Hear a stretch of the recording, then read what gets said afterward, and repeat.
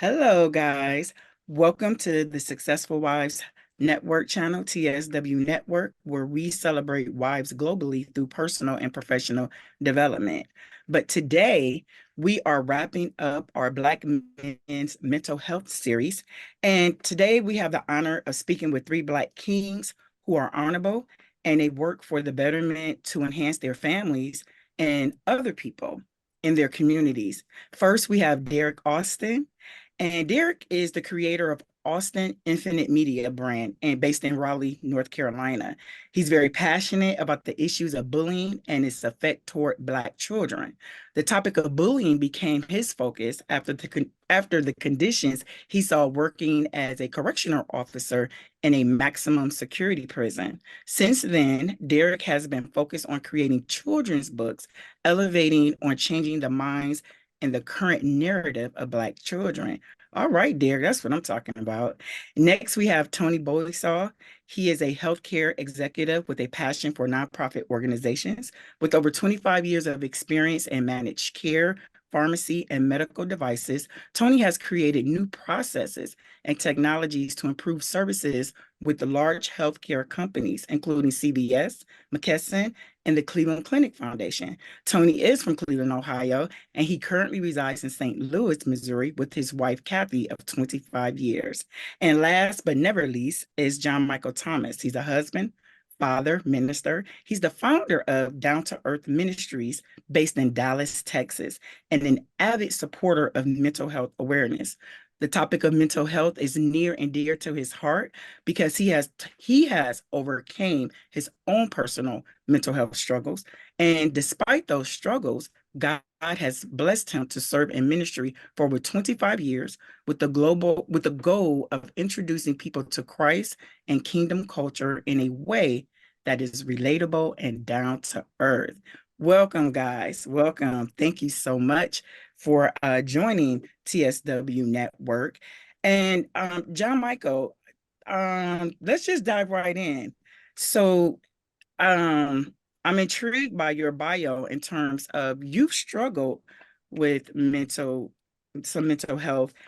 And I'm like, okay, but he's a minister. So he's in the church. Let's just jump in there. Let's just dive right in with the whole church culture and what that looks like with mental health.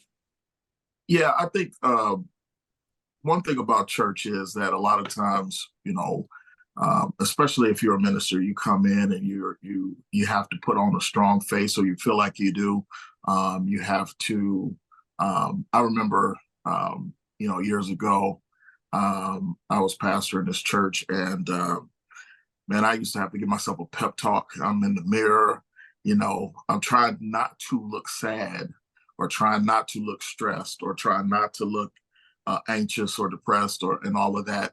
And it's almost like you're putting on a performance in a way, because you don't want them to see you down. You don't want them to. It's just like when you're the.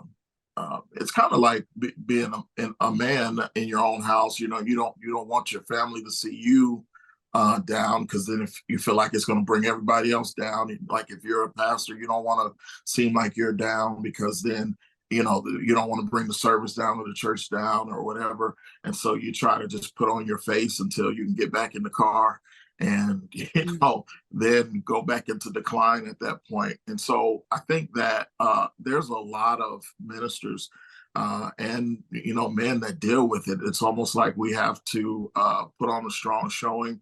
But then when you're by yourself, there's nowhere to run from it. You've got to deal with it. And I think that that has been something that we wouldn't talk about before in the church, but I'm glad now we've reached a time where people are talking about it. People are taking sabbaticals. People are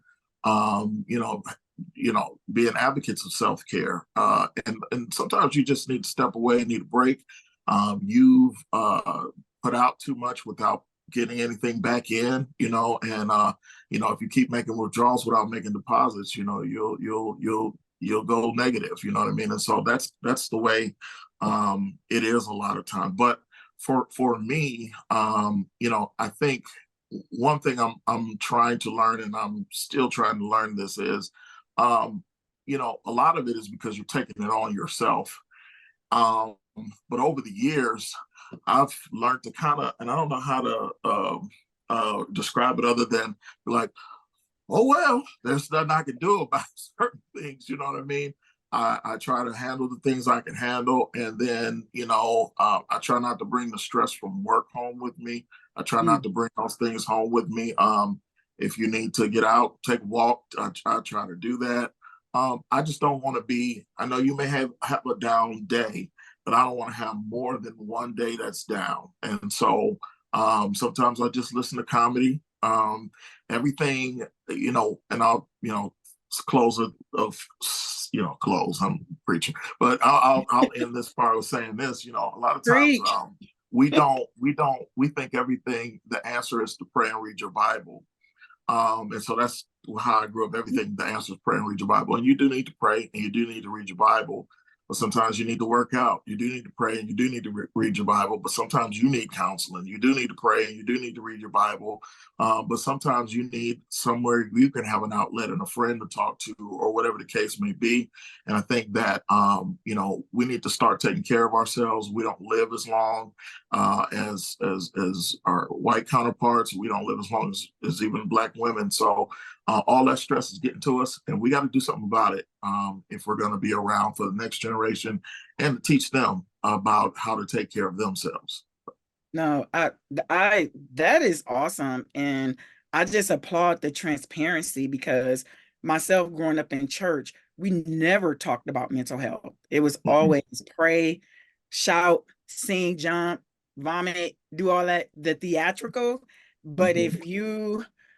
if you say, wait, I really need to talk to somebody, I really need help, these thoughts going through my mind, or I'm feeling this way, oh, that's just the devil.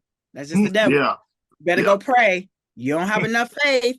Pray harder, right, pray harder. right, yeah, Cease without praying. And it's like, no, and stop using all that out of context. So, right. because without praying does not mean being on your knees 24 hours. So I Mm-hmm. thank you for that transparency. I love that. Thank you. And Mm-hmm. whoever's listening out there, I'm sure that is definitely relatable, and they know they're not cray cray.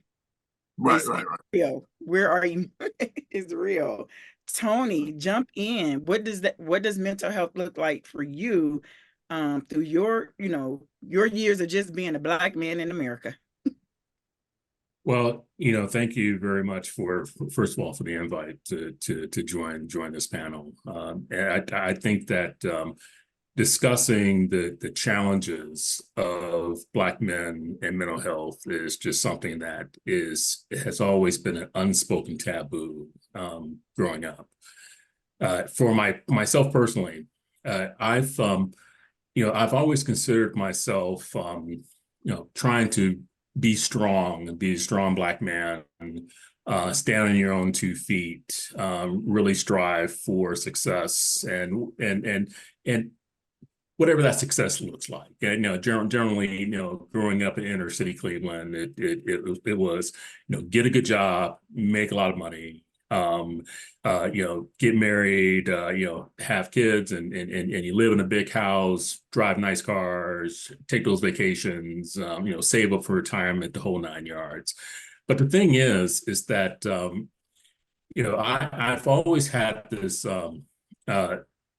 certain idiosyncrasies about myself. For instance, I've always been awkward in social situations. The ability to meet people, socialize, and make friends.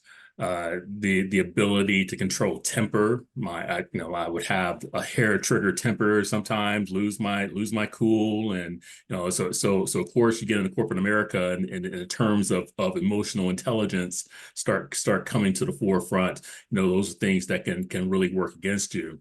But at the same time, I had other strengths, such as the ability to analyze situations, to read people, the ability to focus on problems. I'm in process improvement, so being able to look at problems and really focus and find those solutions, really came natural to me, and it was something that I was able to use to propel myself forward professionally. unfortunately, as I got older, all of those strengths turned into weaknesses. All of a sudden, I had a great ability to focus on problems, but they were the wrong problems. I had the ability to put myself into social situations, but they were the wrong social situations. And what I found out at the age of 50 was that I am ADHD. And I have gone undiagnosed throughout my adult years, and and and found out that a lot of the, this hyper focus, which was a great strength in my younger years, turns into a detriment in my later years, because you're chasing in ADHD, that they say you're chasing that dopamine rush.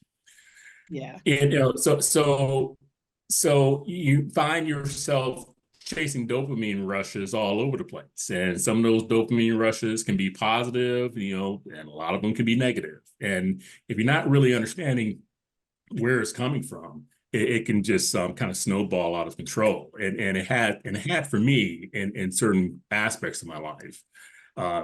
Before I was able to get counseling, to seek medication, and the working with a psychiatrist and a doctor. But all of those are taboo subjects for Black men. The idea of being able to realize that something is not right, the things that you're doing, the behaviors that you're engaging in are not healthy engagements. They're not healthy mentally, and you need to seek out solutions around that. And the idea of seeing a counselor, a psychiatrist, Yeah. unheard of. But I think it's important for us to be able to say that it is all right to ask those questions, because as Black men, as young Black boys growing up, oh, he's just hyperactive. Oh, he just he just can't sit down.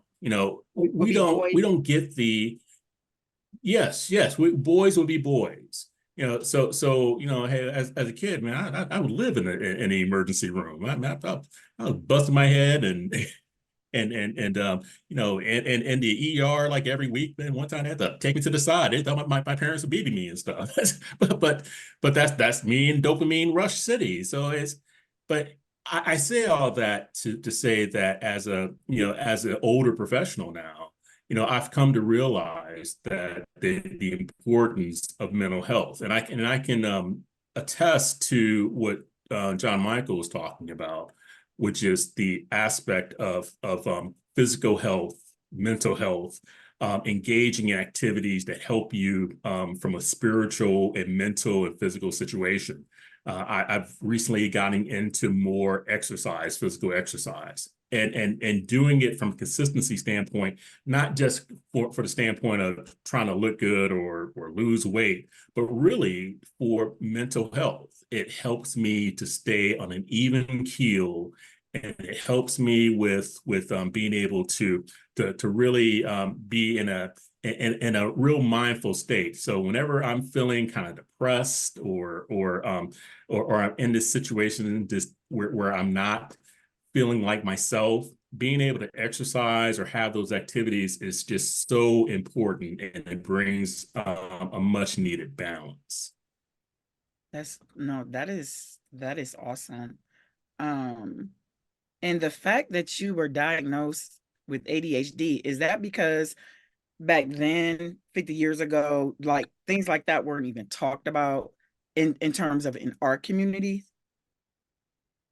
Even in today's society, Black boys are, especially if you're in suburban schools, there's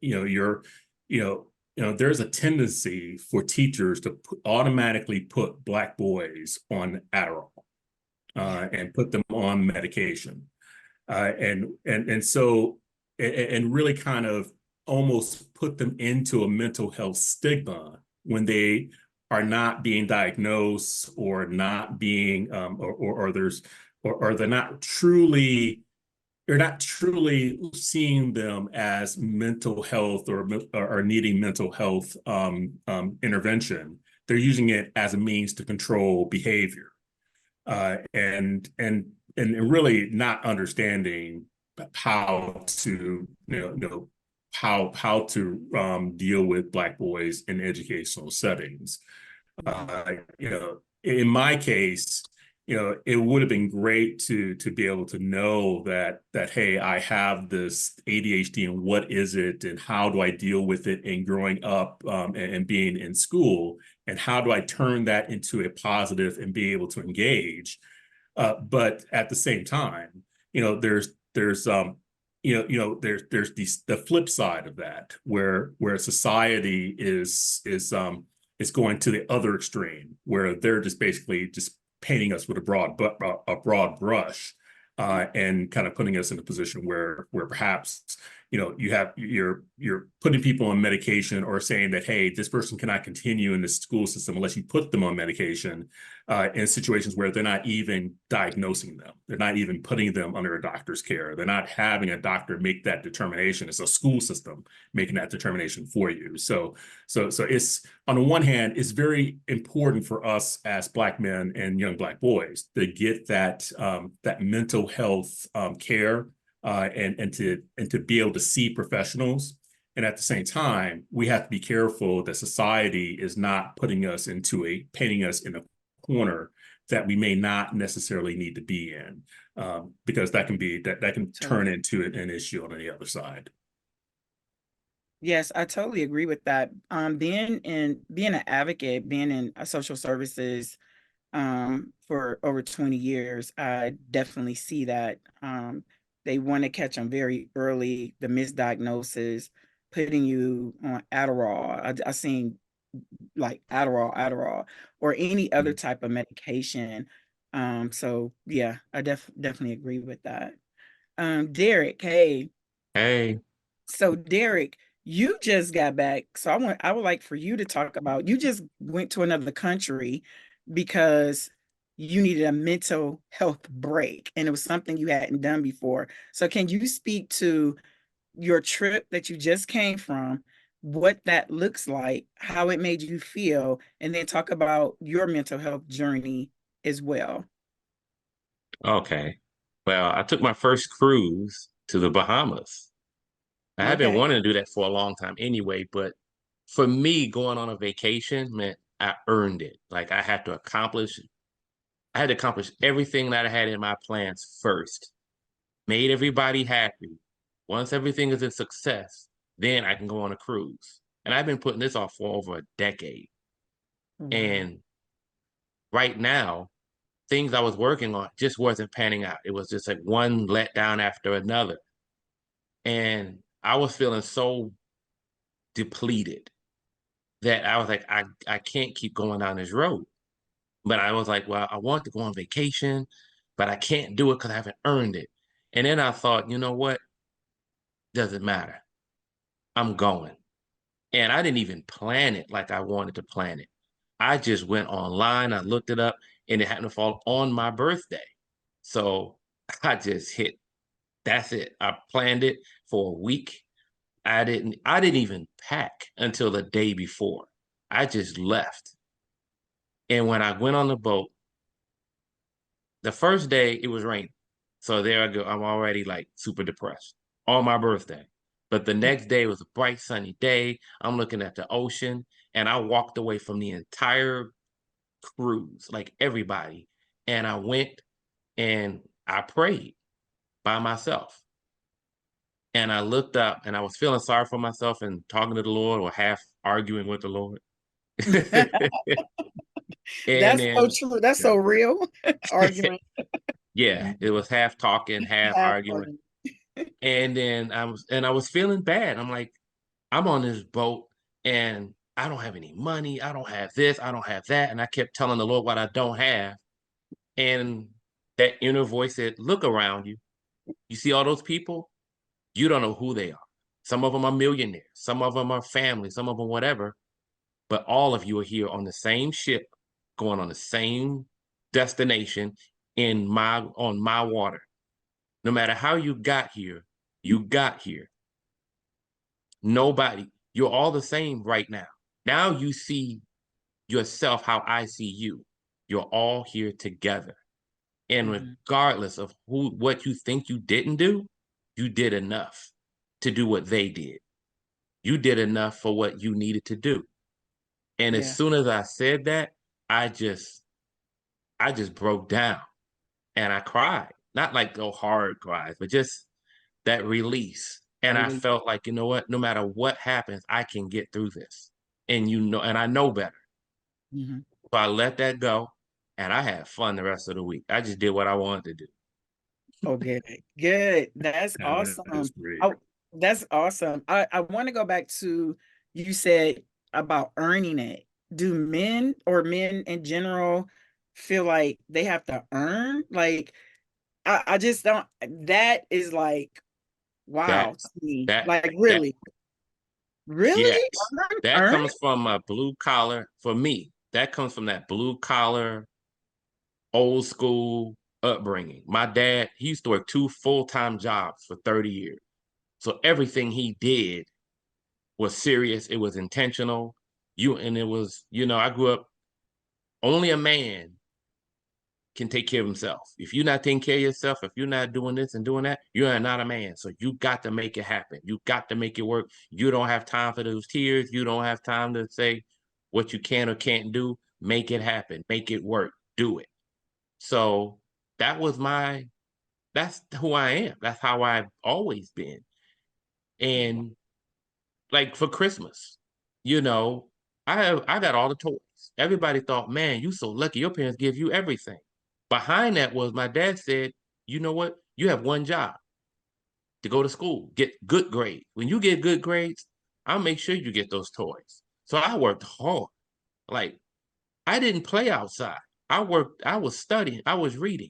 My dad made me read The Hobbit, a novel, in the 5th grade. And he didn't just say read it like for fun. I had to read it and then recite it to him where he could visualize it. So I had to learn it. I'm 11 years old. But my dad said, I don't care how old you are. You need to know this. The world's not going to care how old you are or what you don't have. You're expected to be the best. So be the best. And I'm going to make sure you are. And I've always been like that. And that's all. And it's hard because you don't get to relax. You don't get to enjoy. Okay. It tears. Wow. So now in your life, so by that being like one of your first trips, so coming back from that, and it was a great experience outside on your birthday when it was raining, how are you now? How are you relaxing now? Like, because that's a mind shift, right? You have to have a mind shift. So there's a lot of things that we were taught that was good. It was a lot of things we can just throw the bone away. So how do you unlearn that and be okay for any type of self-care for yourself and don't feel like you have to earn it now, even in your 50s? Right. I still feel like I got to earn it, but it's a balance. And I've never learned to balance that. I always thought I had to earn fun, not that that's a part of the process. Success is work and enjoying the life. What are you working for? And I never looked at it that way. And I'm learning to have that balance. So no matter how busy I am or how tired I am or frustrated, I make time to enjoy myself. Like, I'll watch a comedy too. And I've actually I remember I had an old DVD of the Little Rascals. And Three Stooges. I like that crazy stuff. I would take a break and I would just watch that and laugh. And it helps me get that balance that I need. Okay. Yeah, go ahead, Tony. If I can chime in on something, the experience of growing up with a strong Black father and the influence that it has on our lives growing up is profound. My dad was always pressing that, hey, you need to live, be able to live on your own 2 feet. You need to be able to not depend on others in order to make it. and that, hey, the world is not going to give you any breaks. You got to figure out how you're going to make it work. The interesting thing that goes with that is that I've recently started to like look into my family history, pull together the family tree, do ancestry.com, and really kind of look back through the generations. And what I started to realize is that when you look at where our parents came from, their parents, back at the 1900s, there wasn't much for Black men to do. They, basically you're either a sharecropper on a farm, or you got a service job, maybe in somebody's house, maybe on a train somewhere, or you went into the armed forces. There are a lot of people that just, 16, 17 years old, enlisted in the army, went in and there, that's where they made their living. And then got out and then got a job after that. But that was it. The idea of going to college, getting a degree, having a career, that was something that was just not just unheard of. And so for my father, being able to raise 4 boys and have all 4 boys graduate college, and we all have advanced degrees, and we've all been able to be successful. But it's come to it started to occur to me that now we're in the first generation where we have children that are children of college educated parents, and so now we are starting to put our children in a position where they don't have to necessarily struggle as much as we do, but they still have the same challenges. But at the same time, dealing with the pressures that our parents had to succeed, and then how does that transfer into how do we kind of take that same challenge and use it for ourselves in our lives to develop? Is something that it's really something that to watch it kind of take shape, because I find myself in some cases transferring those same lessons to my own children, but at the same time trying to make sure that I'm not as hard. Yeah. But the same thing of, hey, you gotta stand on your own 2 feet, son. Hey, you can't take anything for granted. Hey, these people don't care about your depression. They don't care about your anxiety. You're going to have to figure out how you're going to deal with that. And so the only difference I'm finding right now is that it's all right for us to talk about anxiety. It's all right to talk about mental health, but there's still the question of, well, how are you going to now deal with this mental health situation and still be able to earn money and get your work done and be able to have a life? Because the world out there don't care. They don't care about your mental health. So you got to care about it, but they don't care about your mental health, and they're not giving you any breaks because of it. If anything, they're ready to take your money and kick you off to the side, while you go deal with your mental health issues. So that's the challenge. Yeah. So that's really a challenge that we have as a community, and definitely as Black men. Yes, totally agree with you. Welcome back, Jon-Michael. We lost you there for a moment. Yeah, sorry, technical difficulties. No worries. Tony, absolutely, to the things that you were saying. So I want to segue into that. I want to talk about how, yes, the world, they don't care. So how does that translate to our young people? We're seeing a high suicide rate that, I don't remember seeing growing up, late 70s, growing up in the 80s, of young Black men killing themselves, the suicide.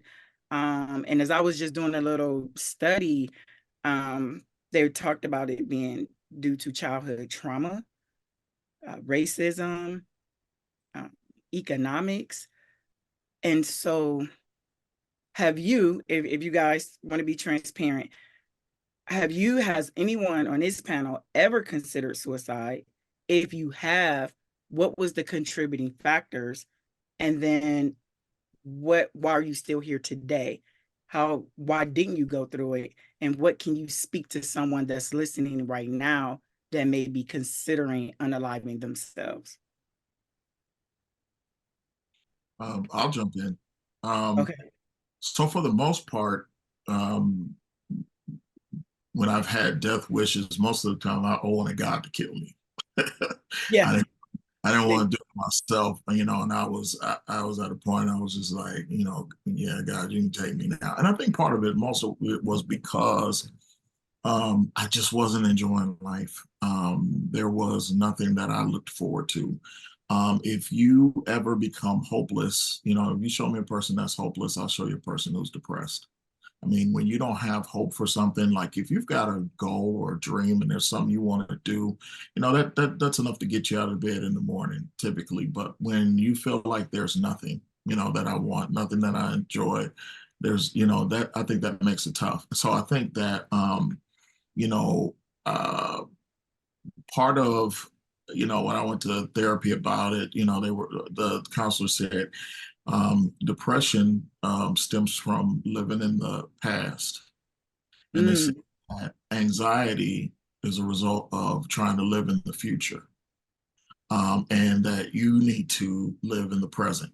You need to take the lessons that you've learned in the past, and then you need to take those lessons and plan for the future, but you need to live in the now. And I think that, when you look back and you're like, man, this has always been this way, and I don't see any way out of this. So you take the past trauma and you take the hopelessness and you couple that together. And that's a recipe for at least being, suicide curious, I guess. But I think that, in my mind, I probably have thought about if I did it, how would I do it? You know what I mean? Then there's that religious aspect, like, would I make it in though? You know what I mean? Or like, if I did, would I give myself enough time to be like, Lord, I repent, before I fall out or what, and stuff like that. But, and those are dark times. Those are really dark times. But, you know, and I'm not going to preach, but, the Bible Go says, on and preach. Go on and preach, Pastor. Thank you. It's saying you. but it says, put on the garment of praise for the spirit of heaviness. And when we talk about spiritual heaviness, it's really kind of like, man, depression type stuff. And I think that we don't look at depression as a spirit sometimes. And really, it's not that I'm saying you possessed or nothing like that. But I believe, just like God talks to you and he may not talk to you audibly, you know what I mean? But somewhere in your spirit hears it, and you know what? The devil gonna try to talk to you in your spirit too. And he constantly putting stuff out there. Man, you can't do this. You're not that. Nobody loves you. Nobody really care about you. All of this different stuff. And he just makes suggestions. Like he made suggestion to Eve. He just, well, did God really say? He just makes suggestion. And after a while, you start to believe those suggestions. You start to go down that road, and you really got to be where you've got a fortress around the way you think. You know what I mean? And like, and I'm sorry for preaching, but it talks about how you got to tear down those strongholds. And like when you think about a stronghold, it's really like a fortress. It's like the things that come against you, they're really tough. They're really like a machine trying to move against you. But when it talks about to the pulling down of strongholds, he's really talking about there are things that are going to come in your mind, and they are going to be so strong, and they're going to make it where you feel like you don't even know God, where everything is just negative. But you got to find a way to not let that be your you can't go by what you feel. You got to go by what you know. I Yeah. know God loves me. I know that I'm valuable. I know that this is temporary. And I think when I look at suicide from younger generations, it's so sad to me because they think that they're going to be in that forever. Mm. And I've learned that if you live long enough, everything's going to change. Every situation's going to change. And it may be cyclical. You may go through bad times again, but it ain't going to be bad always. There'll be Right. times where you got money, maybe sometimes where you don't, but it ain't going to be broke. You're going to be broke always. You know what I mean? You may be single, but you ain't going to be single always. You got to remember that. Just like there's 4 seasons, seasons change. And if you can just hold on to the next season, and if you can just get your mind where I just gotta, even if I got an ounce of hope, I can make it. I think that's important. So that kept me. That was one of the factors. Just trying to get my mind to have hope in some kind of way and hang on. And that was another. And then I say the third thing is I got too many people depending on me. You know what I mean? And that's definitely a deterrent. Now I'm like, I don't want my son's graduating on the 26th, and my daughter's 3. You know what I mean? And I don't want my daughter to grow without a father, not remember me, or all of that kind of stuff, because then that might affect her mental health. Oh, It absolutely. will affect her mental health. So I want to give them the best fighting chance I can too. So that's what I would say has sustained me. And last thing is that God just wouldn't leave me alone.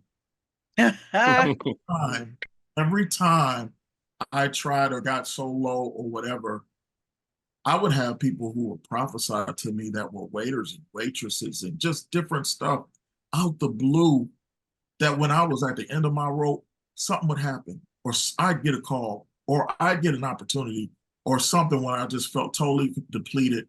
And he would let me know that I still care about you. I'm still looking out for you. And I'm so thankful for those moments, because if sometimes it wasn't for that little crack of light that just comes in, man, where would I be? You know what I mean? So I'm thankful for that. And I just hope people hold on, because whatever it is, it ain't gonna last always. Amen. Amen. If I can piggyback on that, Yes. Earlier today, early in this interview, I talked about emotional intelligence, and I would say to anyone out there who is, if you know someone who has been dealing with depression, who has been dealing with shame, hopelessness, when you look at emotional intelligence, there are, what we call active emotions and inactive emotions, meaning that if you're happy, if you're sad, if you're angry, if you have anxiety, those are action emotions. So those are things that you're active during those times. When you're in a period of shame and depression or sadness or hopelessness, those are inactive emotions. You're not doing anything. So there's no activity taking place at that time. Typically, you are isolated, so you're not talking to anyone, or you're not around other people, or if you are, you're not engaging them. So I would say to anyone that if you have friends out there that you're finding that are not engaging, they are sad, they are hopeless, they are depressed, and they are isolating themselves, that's the opportunity to get involved.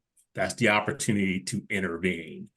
One thing Jon-Michael brought up, the aspect of the devil, the devil has a great way of dividing us and making us believe you are alone. You don't have anybody else in your corner. Nobody else is coming to save you. You can't talk to anybody else. Oh no, and it loves to just divide you up and make you believe and tell this all to you by yourself. So you're making this decision by yourself, and that's the recipe for disaster. And the other thing I'll say is that if you catch them while they're depressed, you have an opportunity to save them.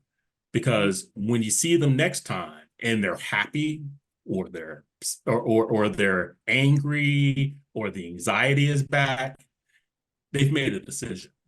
Now, that decision might be that they've decided that I'm going to press on and I'm going to just ride out the storm. But the decision might also be that, hey, I've decided to end it. And so now you've seen them after months or weeks of depression, and all of a sudden you've seen them the next time, and they're the happiest you've ever seen them in your life. Oh, they're incredibly ecstatic. Just party hard, and hey, everything is great. And you think, oh, they pulled right through it. No, they just made a Oh, decision to end it. And so yeah. now all the pressure's off them now. So now they're incredibly happy. So those are the things that we have to look out for. And I'll also say this, and it goes along the lines of us being alone. We as Black men, we have this tendency to take on these burdens, put them on our shoulders, and ride them out alone. There is a value of if you're in the church, men's ministry, a men's ministry with other men who are going through the same challenges, the same trials and tribulations, being able to get together and share as men. It is invaluable. If you haven't had an opportunity to take advantage of it, take advantage of it. It is a great opportunity. Any type of activity where you get a chance to get together with other men, take advantage of it. Book club, study, hey, it could be a Bible study, it could be just a book club, but get together other men so everyone believes that, hey, I'm not alone. I can share this with other men because, hey, you know what I'm talking about, you know where I'm coming from. So that we're not feeling isolated. So I think that's so important. I think that's awesome, because that's the segue into, I was going to ask about some coping, strategies. And you just touched on that, because, prayer groups, the community, book club, whatever it is, even if it's maybe gym membership. I'm not a man, so I don't Hey, know what they do. I know Steve Harvey said, think like a man. I dispute that. I'm a woman. It's hey, enough thinking somebody like a grabbing man. that basketball, get on the court. Okay, on the Hey, court. whatever helps. Hey, get that workout partner. But hey, but the last thing you want to do is just feel like that. Hey, I don't have anybody else to talk to. Hey, I can't connect to anybody. Hey, I'm socially awkward. You know, how can I reach out and bring that guy into another group? Hey, we got a foursome going out for golf. Hey, why don't you join us? We'll split up and we'll have a couple of groups. You You know, know what? opportunity to get somebody else engaged so that they have an opportunity to be around other men and have that positive influence. I want to co-sign off that. You made a great point about joining other organizations or groups, because that's what got me going closer to praying to God instead of just resorting to negativity. When I was belong to church, and we had a retreat one time. I grew up Catholic, a bunch of Black Catholics, but it was still isolated. Everybody, I kind of dealt with myself. And this one day we had a retreat of young adults when I was a young adult. And I went there and I was quiet most of the session until we really started to open up. And the deacon said one thing. He said, if God doesn't know you, you're not going to heaven. And for me, being a loner, and I was always a loner, I thought God didn't know who I was. I honestly believed that all up until like in my late 20s. I said, well, God doesn't know me. If he knew me, I wouldn't be going through all of this. So when he said that, I panicked. I'm like, oh my God, I'm going to hell for doing nothing. He don't know who I am. And when I said that, and I said it in the retreat, it looked like everybody in the retreat was like, man, I felt the same way. I felt that way too. And we all started bonding. And we did start to, I mean, we all, like men and women, we all kind of got closer, but the men at the time, we're still cool to this day. And we started opening up like that and started saying, you know what, maybe I shouldn't be so withdrawn because it's not just me. And when we did that, I started noticing what you were saying about other men being depressed, being the anxiety, the depression, and how we put on a face when we go out into the world. But then when we come, when we're around other people, but then when we get back into our own privacy, the breakdown happens. I can stop smiling. All that depression hits again. And that's a real thing. And when you're a Black man, you can't, the feeling is not the reality. The feeling is you can't go to anyone. You can't go to your woman because she's expecting you to be strong. And if she sees you weak, well, then who's going to be strong for her? Well, she got to be strong now. And that's the whole antithesis of what she wanted a relationship for. You can't do that to your friends because they might look at you as weak and take advantage of it. You can't show it at work. You can't be weak anywhere. And that wears on us. But when you have a group of men that you can talk to, or even women that's in a certain understanding, like I said, when I went to that church retreat, but especially men, Black men that you can talk to and they know, you don't even have to say much. They look at you and be like, I know, bro. I know. What's up, man? And we can talk. And it helps. I can't emphasize how much that helps. That's the difference literally between life and death and being free and being in prison. Because I worked as a correction officer and I can tell you, just meeting a lot of those inmates, and I hate to admit this, but I say at least 70, 80% of them are in there because of how they reacted, because of how they felt. No one understood. So they reached out or just did something crazy because of how they reacted, which blew my mind because I literally learned that concept by the grace of God. There was by the grace of God go I. Because that could have easily have been me, regardless of my education, my background, two-parent household. That didn't matter. There were a lot of two-parent household men in there. There were a lot of fathers in there. But the way they reacted because of how they felt and they couldn't talk and they couldn't relate, tore their lives up. And I saw that. So yeah, man, reach out to, there's 8 billion people on the planet Earth, and a lot of them are Black men. We can find somebody to talk to.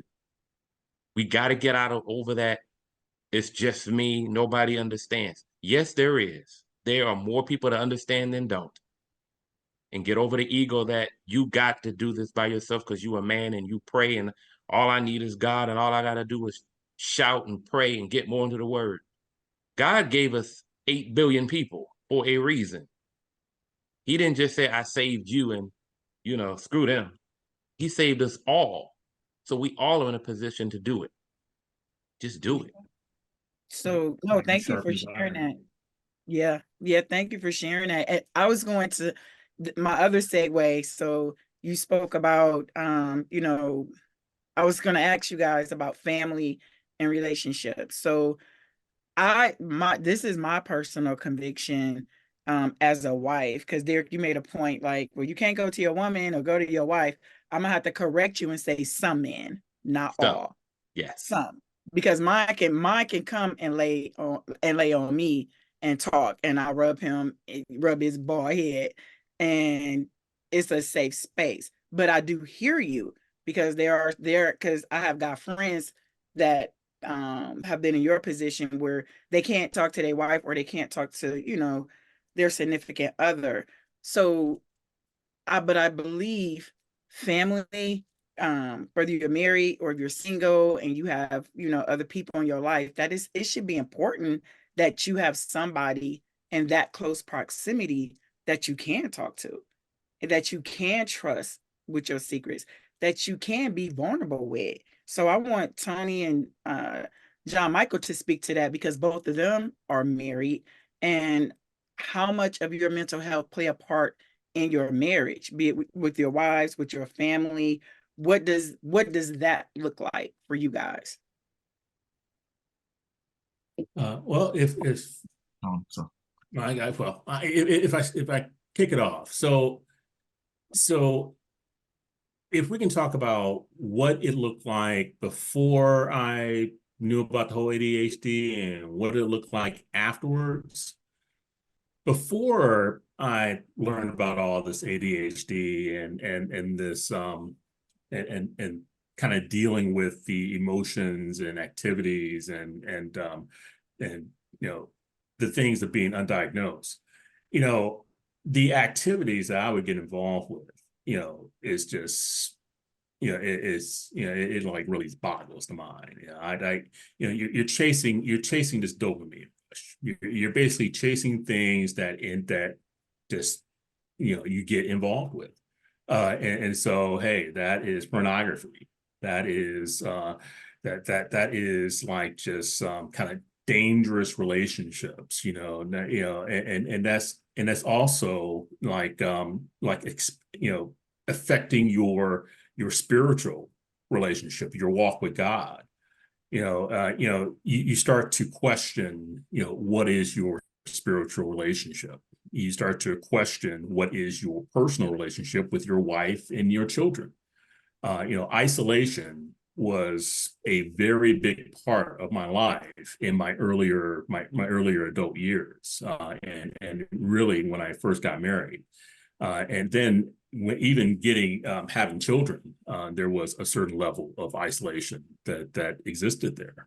And as I started to get closer to understanding what was happening with me mentally and understanding my behaviors, it's really started to make sense as to what was happening and why it was happening. And what could I do to change behaviors to put me in a better position where I can, one, talk to my wife and see her more as a helpmate and someone that you can trust and confide in.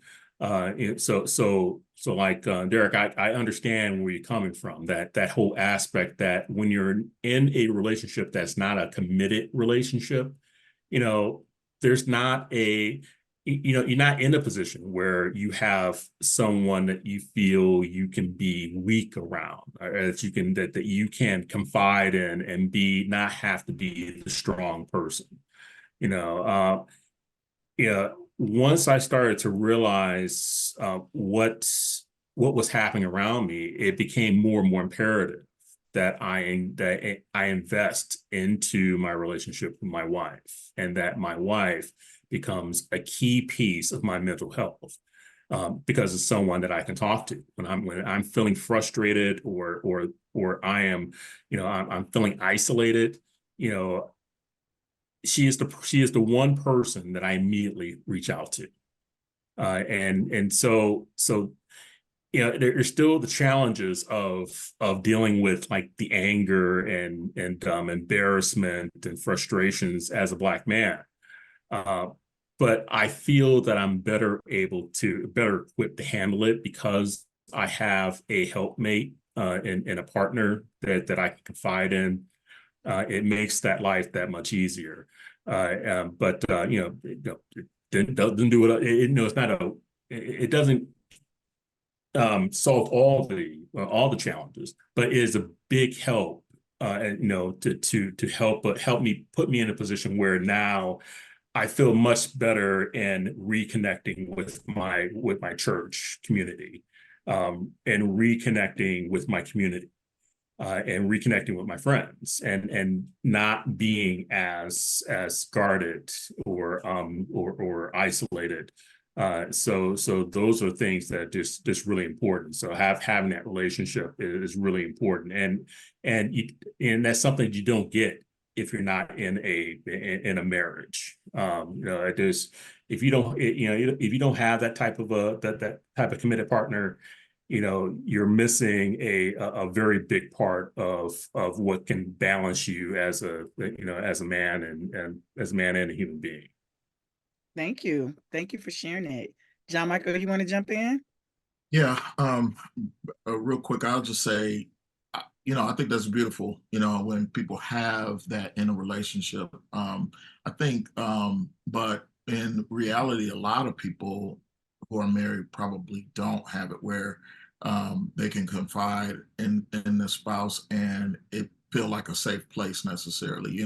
I think that some of the difficult thing is, and don't beat me up, Black women, y'all. I mean, I love y'all, but I want to say, I think because of the challenges that are unique to us as a people, a lot of Black women have been through a lot of things on their own. And so to hear you complain about certain things, they're kind of like, well, look, I do this every day and I don't complain. Why are you whining about about such and such and such and such because this, you know what I mean? And that's real, you know what I mean? So, and it's not saying that it's wrong to confide in your wife. It's not saying that women are and Black women, won't listen to you. But I do understand that sometimes that is a reality that sometimes we have going in our relationships. I think that, for men, you have to be careful because one of the biggest things that is important to us is respect. And I think that when you don't want to make a situation where your wife loses respect for you, because when she loses respect for you, then she also sometimes simultaneously loses attraction to you and all of that. So a lot of that, like, you don't necessarily, feel safe. And you got to be careful because there's times when there's other women around who you will seek to express yourself without quote unquote judgment. And you could open yourself up to something that's inappropriate. And there's a saying that when you can't find what you're looking for in reality, you inevitably will go to fantasy. And so a lot of times, you'll go to porn, or you'll go, like he talked about before, you'll go to find some reprieve in somebody else or in other conversations or other things that are inappropriate and all of that. And that's why I think, as Derek was saying, it's important to have a relationship with brothers that you can talk to. I will say, my best friend, we've been best friends for about 21 years now. And, I feel like it's a safe place because he gets what I'm saying. And sometimes I don't really, I'm just bouncing ideas off, or I'm not even, but if sometimes you tell a woman like, hey, I was thinking about such and such, when you come back, next week, she said, I thought you said you was going to do something. No, I said, I was thinking about doing such and such, you know what I mean? So and I mean, this is, we're built different, you know what I mean? And I think to acknowledge that, my wife, she's a therapist, she's a counselor, so I could talk to her, you know what I mean? And she knows probably, some things I'm going through and how to respond and everything. But I think for me, I watch how much I do say with her and her ability to understand as a woman and as my wife. And I'm talking differently probably to my best friend. And then I have a group of brothers, you know what I mean, that we can talk to and talk about our challenges and things with. I think you need a place of escape. I think it may be too much to expect it to be on your spouse, unless they've grown, they're mature in that point and they can do all of that. But sometimes I think we mess up because we expect things out of people that they don't have to give us. So just consider that when you think about expressing yourself.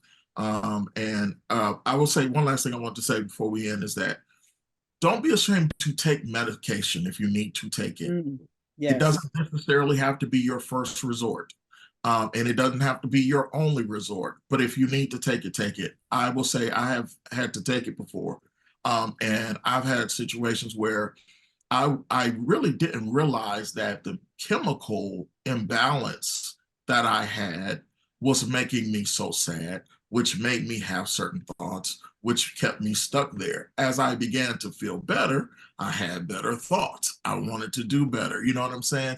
And I think if you had a heart problem, you take heart medicine. You know what I mean? So if you have a mental problem, take meds if you need to take them.